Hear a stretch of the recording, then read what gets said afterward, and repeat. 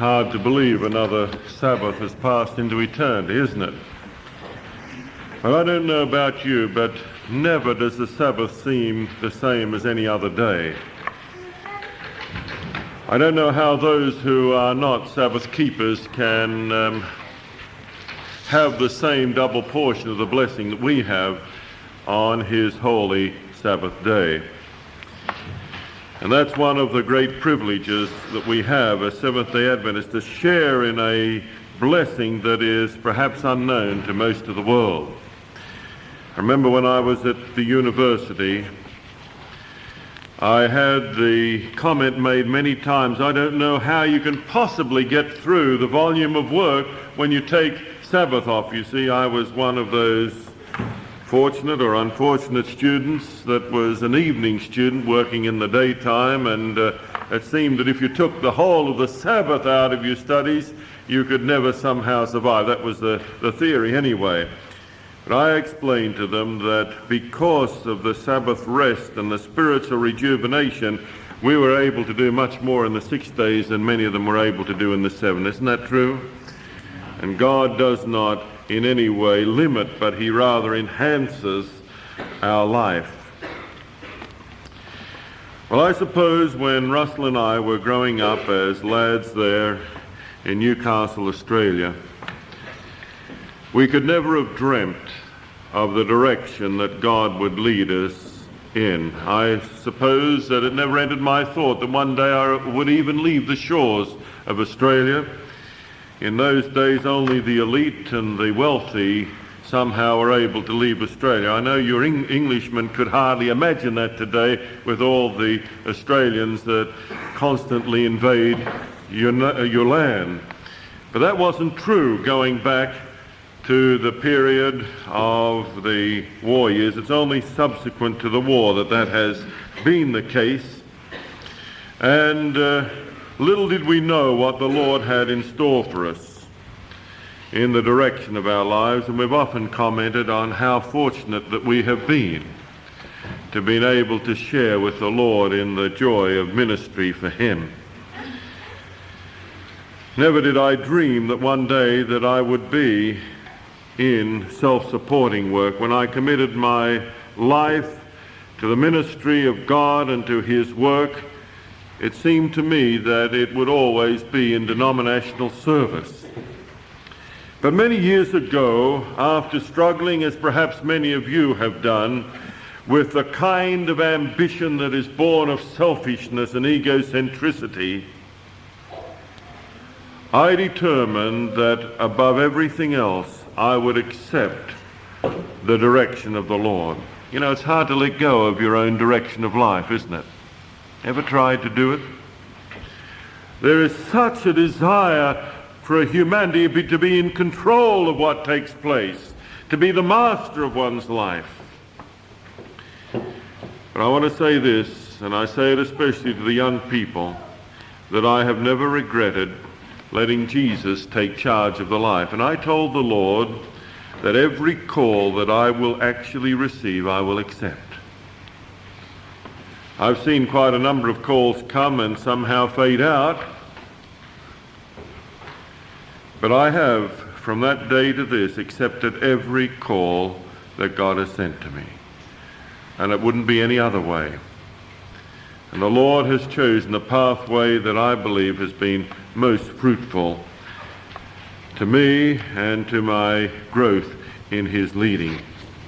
Perhaps I should give you just a brief outline of how I came to be associated with self-supporting work. It was 1977-78, and we had been studying very earnestly the counsels of the Lord, and I was convinced, and so were many others, that the Lord was calling for us to move Columbia Union College out of the city environment into the country. I don't think that there's any testimony any clearer than that our institutions ought to be in rural locations. I don't mean tucked so far away that we're away from ministry. Rather, I mean away from the situation where we are encumbered with the influences of the city life, but close enough where we might be able to minister into the city. That's a counsel that we've been given. 70% of our Columbia Union agreed on 2 surveys 4 years apart. But I could sense that as we were coming up to the crucial constituency meeting, that there were forces at work that were going to deny the constituents of their convictions in this matter. And indeed, by a vote of 249 to 220, the decision was to continue to keep the college where it was. I prayed a simple prayer to the Lord. Lord, if you want me to stay here as president of this college, you can give me the strength. But if you have somewhere where I can better serve you, please lead me to that place. And I told the Lord that I'd thoroughly enjoyed my years of service in Jamaica, and I would be very happy for an overseas call such as that. But that wasn't in the plans of God. And the very next call I got was to come to Weimar to commence the college there. I'd heard of Weimar, but very minimally. I knew that it had commenced there in the foothills of the Sierra Nevadas, about 40 miles east of Sacramento, but I'd never been there. But now that call came. It was a difficult situation, not that I ever hesitated to think that I would accept the call, but it was difficult in that I hadn't expected the call to come in that direction. And I recognize perhaps here in England there is not a very clear understanding by many of the divine origin of self-supporting work. But let me say this to you: as you study it, you will discover that God has just as divinely ordained the self-supporting ministry as he has the denominational ministry. And I might go a step further and say that you might not have realized this, but the only institution of which Ellen White was a member of the board was Madison College, a self-supporting college there in Madison, Tennessee. Well, I want to say this, that call opened up a new vista of my life. And the opportunity of 5 years of being the foundational dean of Weimar Institute was a thrilling experience. I had been over here to England and Scotland in July of 1982. I returned to Pennsylvania, and on my return there was a special meeting that had been called there in Pennsylvania to decide on the possible future of a similar institution, a college and a health center there in the eastern part of the United States. 121 men and women were at that meeting that was held in Blue Mountain Academy there in Hamburg, Pennsylvania. Of those people, the question was raised, should we, under the leading of the Lord, commence such an institution? And you'll be happy to know that there was a unanimous decision in that direction. They immediately formed a board of directors. And by the way, the people came from all over the east coast of the United States, from as far north as Maine and south as Florida, to that meeting. And one of the very first actions that that board took was to invite me to come back to the East and be the president of that new institution. Now, you know, when Americans make up their mind, usually they move with great speed. I wish that we all could have that impetus. And this was the end of July of 1982, and they said, we want this institution going and functioning by the beginning of July next year. Now that's quite a situation. But I want to tell you, when that board spoke, they meant that. There was no idea where that college would be. There was no idea where that institution would be. There was no property. There were no buildings. There was no money. But they said July 1 is the starting time next year, just over 11 months. But you know, the Lord tells us that the last movements will be rapid ones. And I want to tell you, brethren and sisters, we are living in the very last moments of this world's history. Do you believe it? And if that is true, we do not have time to waste on developing institutions at a slow pace. The Lord wants us to move with speed in the finishing of his work. I want to tell you, July 1 of 83, that institution started. That is the kind of institution. Maybe if we'd said January 1, we'd have started there. I don't know. But then we had to decide where on the East Coast. We thought New Jersey would be a suitable state. After all, we'd read those statements in the 9th volume of the Testament that said the message will come back with power to the east. You remember that's where the message commenced, in the northeastern part of the United States. But as migration moved west, so did the message go with greater and greater strength in the western states of the United States. And then she mentions a number of the cities there in the northern part and the eastern part of the United States. She mentions Portland, she mentions Boston, New York, Philadelphia, Baltimore, Washington as examples of places where this message will come with power. And we decided that we needed to be near one of those great cities, out in the country, yes, but close enough that we might be able to minister into the cities. And we set our attention on New York City, and we looked at New Jersey. We saw a marvelous property there. It had been the headquarters of the Boy Scout movements in the United States. It was then owned by AT&T, the great telecommunication monster there in the United States, and this was just before its breakup. But we were staggered when we talked to them after much earnest prayer. We could find no movement on their $5.8 million for the property, and after all, when you don't have a dollar in your pocket, that sounds like a lot of money. We recognize that God has the cattle on 1,000 hills and the silver and the gold. We also had read very clearly that often properties with many buildings upon them will become available at very reasonable costs, that God's work might go forward. The next day we found out the reason why there was no movement on that. Almost as it would seem by chance, we said, well, let's go over to Trenton and talk to the Director of Higher Education. And we did. And the lady who is the director there took just 10 seconds to convince me that we would not stay in New Jersey. Literally 10 seconds. I asked her one question, and her answer told me we better forget New Jersey.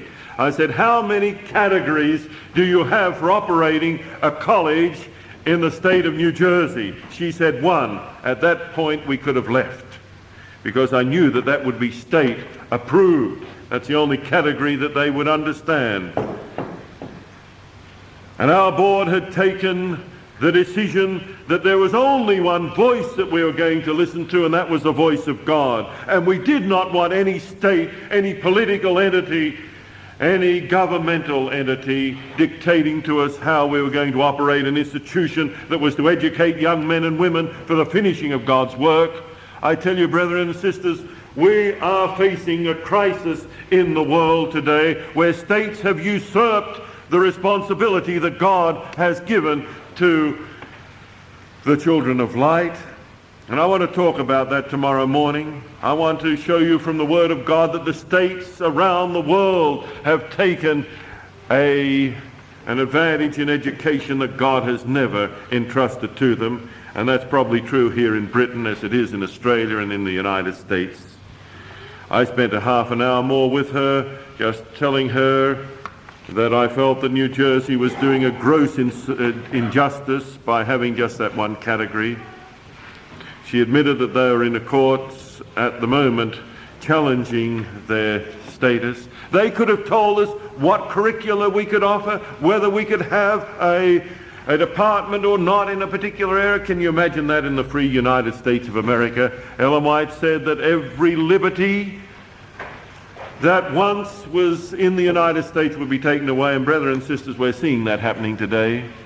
It's happening before our very eyes. As soon as we heard that, we said we better check all the states of the United States on the East Coast that we're interested in. And would you believe it, we checked 14 states. No, 11 states and 3 commonwealths. You know that there are 3 commonwealths in the United States. Are you aware of that? Must trigger the imagination of a Britisher. Pennsylvania is a commonwealth, Massachusetts is a commonwealth, and Virginia is a commonwealth. So technically there are only 47 states in the United States and 3 commonwealths. Now, don't ask me what the difference is. I wouldn't be able to tell you, but you don't say the Commonwealth of Virginia. I mean, you don't say the state of Virginia. You say the Commonwealth of Virginia. I've been called to order once or twice on saying the state of Virginia. And we tried New Hampshire, we tried Vermont, we tried Massachusetts, we tried Connecticut, we tried New York, and we'd already seen New Jersey, Pennsylvania, Delaware, Maryland, West Virginia, Virginia, and Tennessee, and Rhode Island. And would you believe it, only one had a religious exemption status. Thank the Lord for Virginia. It's unbelievable, the difference between the states. If we'd have been up on the very next state, over the border in Maryland, if we were to operate a college there, not only would we have all that state interference, but we would have had to place $500,000 escrow with the state before we could open the doors of a college, and the same was true in Pennsylvania. Can you imagine it? In a country that has been known for its freedom of religious exercise and education. I couldn't believe it. But you know, in Virginia, Virginia's had a history of freedom. It's still dominated by the mentality of Thomas Jefferson. His shadow is still over that state, or that commonwealth, I'm sorry, today. And that freedom is still there in that location. We asked Dr. John Molnar, the Director of Higher Education in Virginia, what do we have to do to prove our religious background? He said, you have to do nothing. All you have to do is to write into us and tell us that you're taking such and such a category, and then you can go ahead. I couldn't believe the freedom in the state. I said, but what do you do if someone does that? Well, he said, we're not in the business of policing this religious exemption code. We've got more to do than police it. But I suppose if someone complained, we'd have to do it. Well, I assured him there'd be no complaints that we were not a religious college. I want to tell you, the Lord provides places for us. Now, I want you to see how the Lord guided and led in the establishment of this institution. If you haven't worked in self-supporting work, I would suggest to you probably haven't yet learned the true meaning of trust in Jesus Christ. Maybe that's a little strong, but I know for me that it has developed my trust and faith in Jesus day by day, week by week. And so here we were in Virginia with this religious exemption category. We had to then find a place in northern Virginia associated with Washington, D.C., because obviously that was a city that we planned to target. And we found many beautiful properties. You know, Virginia is a very lovely state. No, Commonwealth. Let me get it straight. But also, we found very few with the buildings, and we were determined to follow the Lord. And it started with Helm Mayer. He had graduated from Weimar. He'd gone back to his homeland in Pennsylvania, and he was now looking for this property under direction and, of course, with the board overseeing it. One day he was sitting in the realtor's office, and he noticed a brochure for Hartland Hall Plantation. He looked at it, and he asked about it. All the realtors said, you wouldn't be interested in that property. It's in a backward county. That made him even more interested. What do you mean backward? Well, they're very reluctant to allow any urban development. That sounded pretty good to him. Actually, Madison County is located about 80 miles south of Washington, D.C. But with beautiful access roads all the way into Washington, about an hour and a quarter's drive into Washington. It only has 10,300 people in the county. That's unbelievable in the one of the oldest areas of the United States. Remember that Virginia was colonized before the Pilgrim Fathers came to America. Those of you that remember that part of history. And yet that state only, there I go again, that Commonwealth only has 10,300 inhabitants. And the county,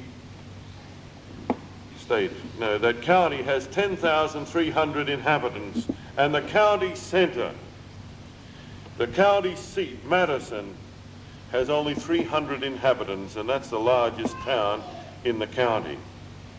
That was going to give us a little problem later. Well, we looked at the property. There was this big mansion built in between 1918 and 1923 by a tobacco magnate. It cost him $1,050,000 to build.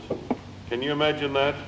Back then, it's 180 squares, 3 stories, built more like a European mansion than a Southern American mansion, built like a fortress. Literally, they say you could run a freight train over the beams in the roof.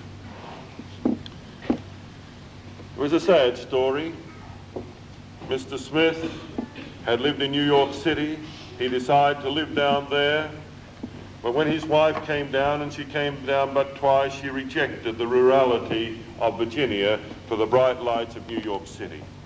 She never did live there. In fact, she separated from her husband, and he never lived there either, because just as it was being completed, he dropped dead with a heart attack on the property. It's one of the sad aspects of it. His nephew lived there for 30 years. And then in 1955 it was sold to Dr. John Hart, who had been a superintendent or an inspector of schools in North Carolina, but a native of Tennessee.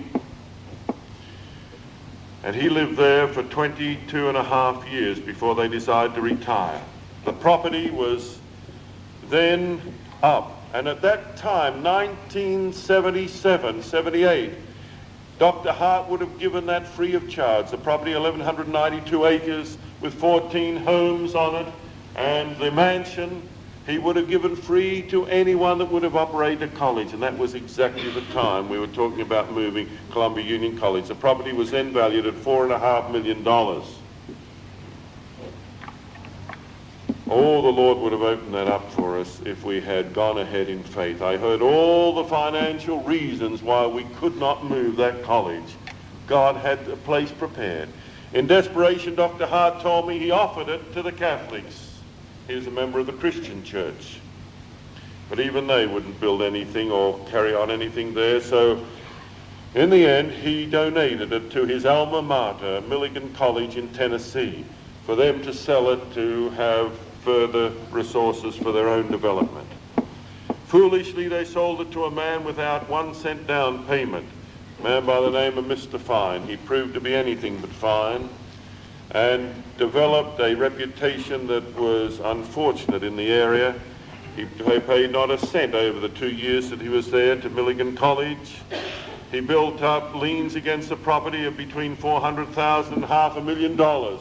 Ripped up the property any way he could. And then when the court cases started to build up, he absconded from the country. It was believed that he went down to Rio de Janeiro. At least he's never been heard of since. Maybe he sneaked back into the States, but no one's caught up with him. And the property was then left. What to do with it? The court, the Madison Circuit County Court, decided they had to take it over to try and sort out all these liens against the property. And that was fortunate because they immediately made a declaration that anyone that would buy it could not be sued for any of the liens against the property. That was very helpful to us later. And so the Lord, I believe, was preparing a place for us. The court then decided on the price of the property.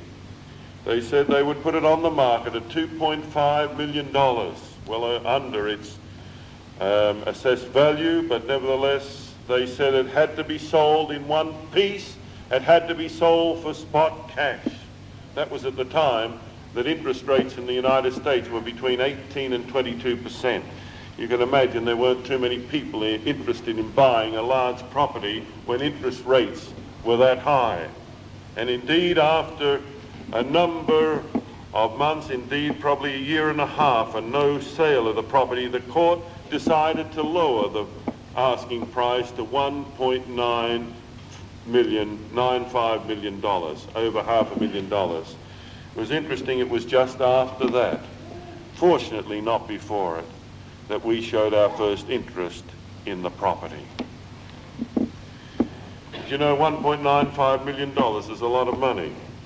We still didn't have a cent in our pocket, but the Lord had said, and our board had been inspired to say, listen, that's got to start by July 1. So we started to look a little further at it. We looked at it and we saw that on one end of the property was a mansion and 10 of those homes. So we wondered if it were not possible for us to have about 500 acres of the property. Now they'd said it had to be in one lot. And so we went back to the court-appointed commissioners, two attorneys, Attorney McKettrick and Attorney Sollenberger. And we said, we're wondering if you would consider taking to the court an offer on the bottom 500 acres of the property or thereabout. And there was hesitation, and I thought the Lord is working.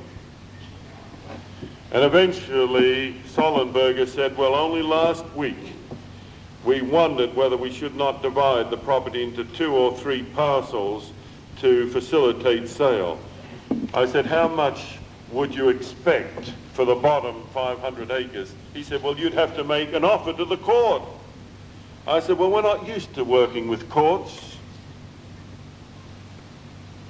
I would know what to do if we were dealing with a private sale, but how do you work with the court? You men will have to help us.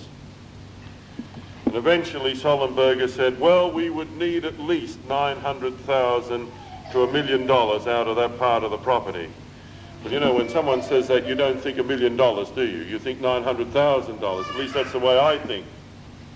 And I knew that that was a marvelous price because all the main buildings were on that part of the property, and though it was slightly less than half of the acreage, nevertheless, it had so much of the real estate upon it that it was certainly worth more than that.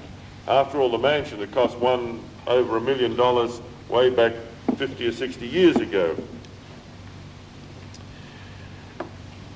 Well, we decided, we took it back to our board, and the board said, well, let's offer them $750,000.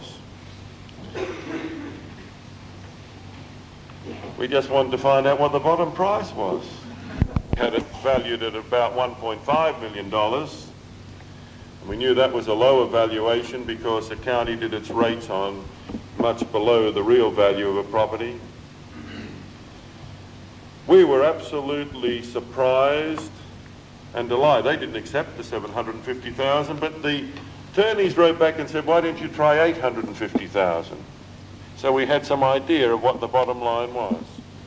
Well, then we discovered that the 2 finest lakes or ponds on the property, one 15-acre and one 6-acre, would just be outside our boundary line if we took 500 acres. So we got back to them, what would it need? How many more acres would it need? And they said, well, you'd need about 75 more acres to take in those ponds.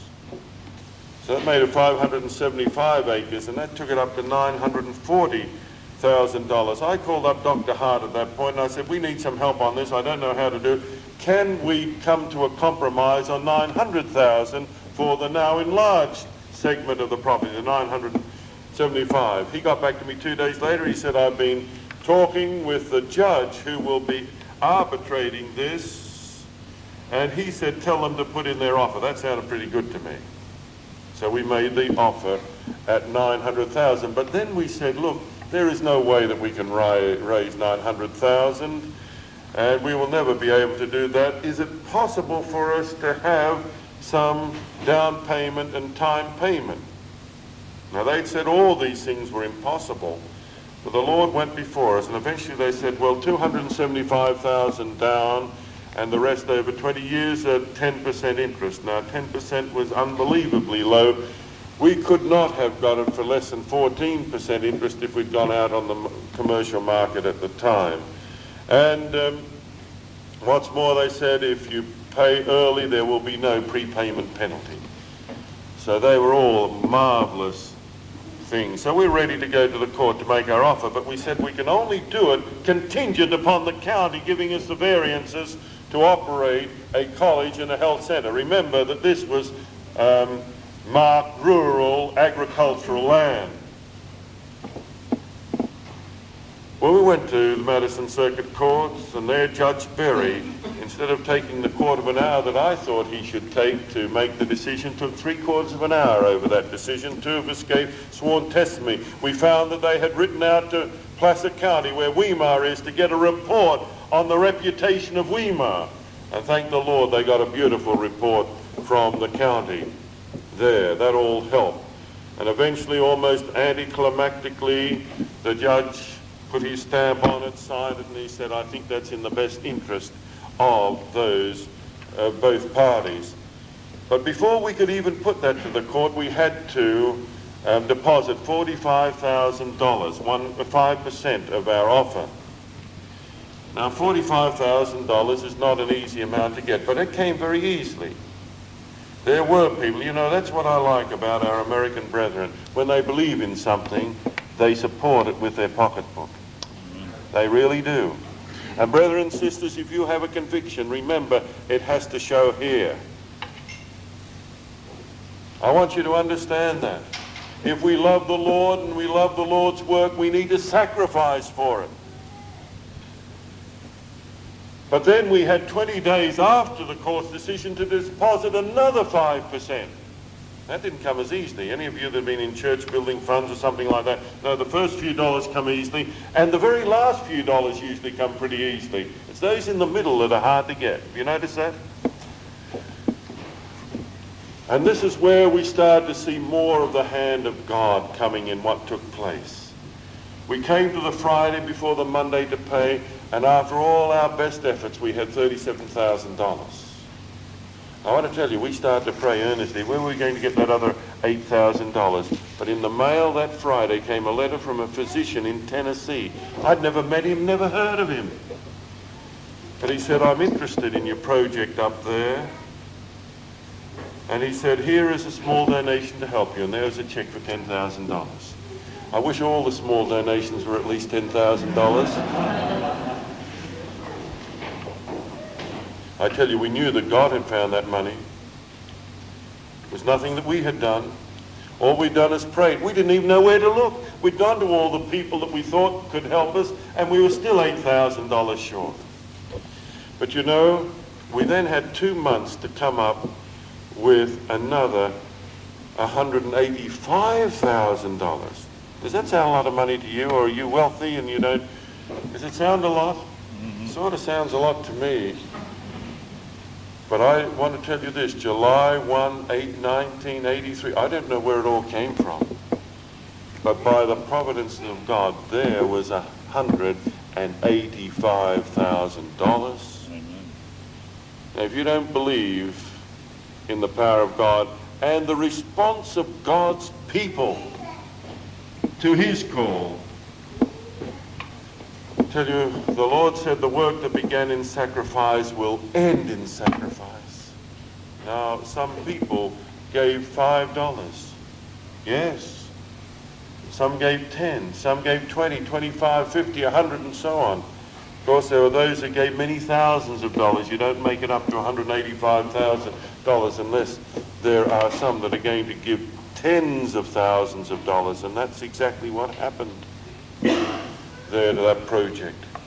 But I might just say that in the meantime, we had to concern ourselves with getting the variances from the county.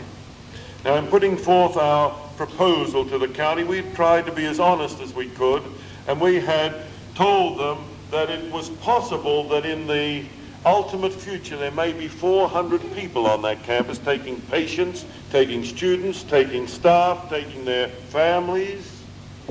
I hope it never gets that big, by the way, but we thought that we need to put it. And suddenly the planning commission of the county started to have nervous reactions. Keep in mind that the largest town had how many people in it? 300. Now, when you have a county in an ancient area, as far as the New World is concerned, as Madison County is, and only 10,000 people living in it, and the largest town 300, you know that doesn't come by happenstance. That's by rigorous retaining of the rurality of the area by the Planning Commission and by the Board of Supervisors, or as we'd say here, councillors. Or aldermen, I don't know what they say here in England. And so they looked at it, and some of the commissioners started to shake their heads and become rather nervous about an institution that might be larger than the largest town in the whole county. And one or two of them were starting to say they wanted to see this property resolved. It had been a parable in the mouth of the whole county, a real problem because of what had taken place beforehand. But they just wondered whether they should vote for it. And the commissioner that lived closest to the property had virtually made up his mind that he was going to vote against it. We discovered this later. But would you believe it? Less than 1 week before the commissioners were due to meet, without any forewarning, the Virginia Correctional Authority came into Madison County looking for a possible site for a new jail. And I don't need to tell you what property they came to look at. I want to tell you that commissioner couldn't wait for the meeting to take place or to get to the other commissioners to urge them to vote for our proposal. And he said, "Thank God for the Seventh-day Adventists." Apparently we were less a threat than a new jail. It's a strange thing. We all know that we need jails, and we all know that they have to be built, and we want the very best and the strongest and all that's needed. But we don't want them in our backyard. And when it came to the Board of Commissioners, strangely they voted unanimously for our proposal. Now, the interesting thing is, to the best of my knowledge, not since then has the Virginia Correctional Authority come into Madison County. Did the Lord send them? You have to make up your mind. Well, you know, other things have happened that have just been providential. Once we were there in July 1, immediately we had all the costs of operation. And even though everyone's on a sacrificial salary, the physicians, the physical therapists, the hydrotherapists, the nurses, the health educators, the college faculty, and all the auxiliary staff and teachers and so on, still costs a lot to operate an institution. You can imagine right now in the freeze, I couldn't bear to see what was taking place at inauguration time there in Washington, because that told me that the poor people at Hartland were suffering in a desperately cold spell. That reminds me, in a couple of days I'll be back there to experience what's going on there myself. And having been 30 years old when I first saw my first snow, can you imagine that here in England? 30 years of age when I first saw snow. I don't relish the thought of going back into a Virginia winter, but that's where the Lord has called me. But you know, every quarter now we have to pay $18,100 plus. And that's beside all the other operational costs. Not easy to raise that. I'll never forget the first one. Here we were Thursday before the payment, and we'd imagined if we'd got together $7,000, still $11,000 short. Where were we going to get it? Well, I received, those Scandinavians of you here, I received a call from a Swedish retired psychiatrist. Retired there in Virginia, and he said, I was over at Hartland a couple of days ago, and he said, I understand you've got a payment to make in a few days. I said, that's true. He said, well, I'm going to send you $500, but I'll do more than that. He said, I'm going to call up some of my friends. And he called up a fellow Swede over in Idaho, another physician, retired physician. And he called me up. He said, I'm going to send you $500. I suppose they talked together. But he said, I'm going to call a friend of mine, a farmer friend of mine over in Montana. About an hour or an hour and a half later, I received a call from that farmer. He said, the most wonderful thing has happened to us. Yesterday I received back from the taxation department $5,000. This morning at worship, my wife and I dedicated that to the Lord's work. And so we got down on our knees and we asked the Lord where to place that $5,000. He said, just as we got off our knees, there was a call from Dr. Rosenwald. And he said, we knew where the money was to go. And he said, I'm wiring to you now the $5,000. I tell you, when you hear that, you know that there is a God in heaven. Amen. Not just in yesteryear, but there is a God in heaven who will look after those things which are contained in him. You know, the Saviour asked the question, when the Son of Man cometh, shall he find faith in the earth? The answer is a resounding yes, because we're told the last generation will keep the commandments of God and the faith of Jesus, but it will not be in a large number of people. Then a physician from California sent us $4,500 to other people closer to us, gave us $1,000, and we're able to honor the Lord by paying that $18,000+ on time and schedule. But you know, it doesn't always come easily. And it's like the children of Israel. Do you remember, God could have opened the Red Sea before they got there, couldn't he? He could have opened it. Why didn't he open it? He wanted to test those people, see whether they really believed that he was leading them. He could have turned the bitter waters to sweet before they ever got to Mara. He could have had the manna waiting for them. He could have had the water pouring out of the rock. That would have been easy. But every time he tested, and you remember, every time they failed. Oh, I try to keep that in mind when I'm dealing with the work of God there at Hartland Institute, that God is going to continue to test us to see whether we do have faith and trust in him. The next payment, January 2, 1984.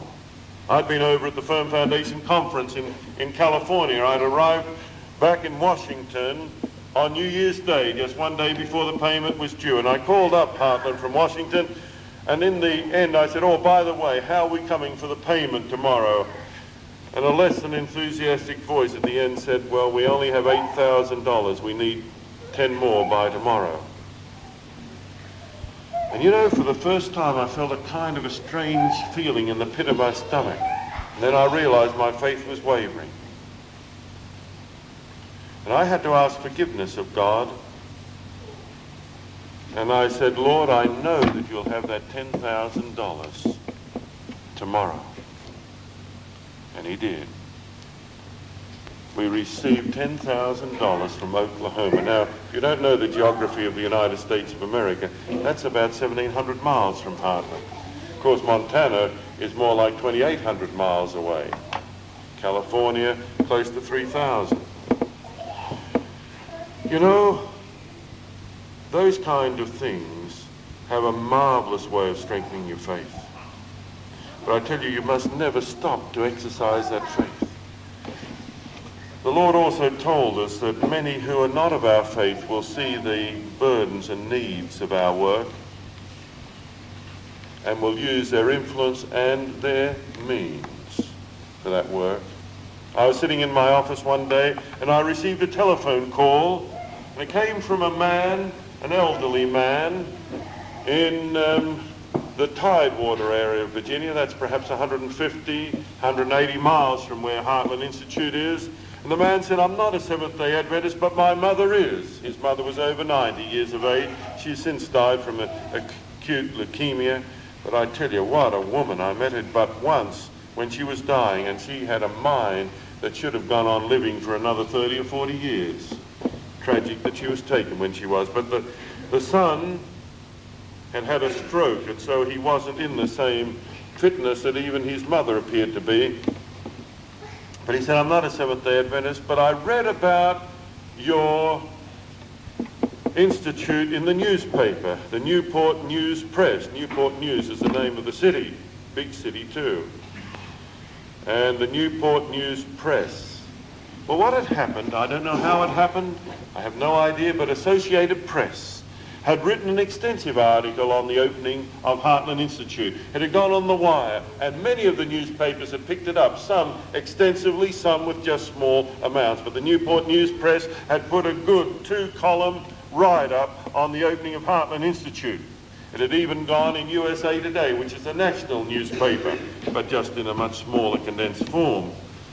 And this man had read it, and he said, "I'm interested, I'd like to come over and visit it." I said, "You're welcome to come."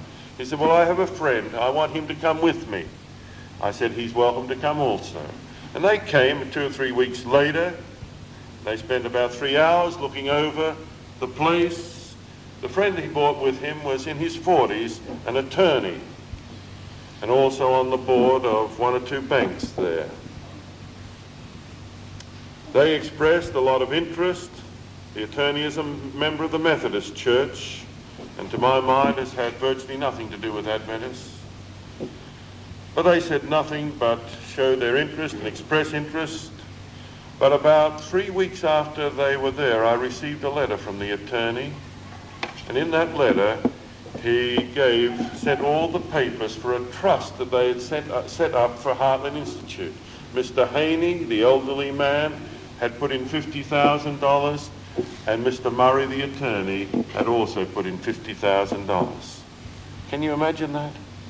That's from men that were not members of this church. And they have it now invested through one of the banks of which Mr. Murray is a trustee at 18% interest, and we receive $1,500 every month from that trust.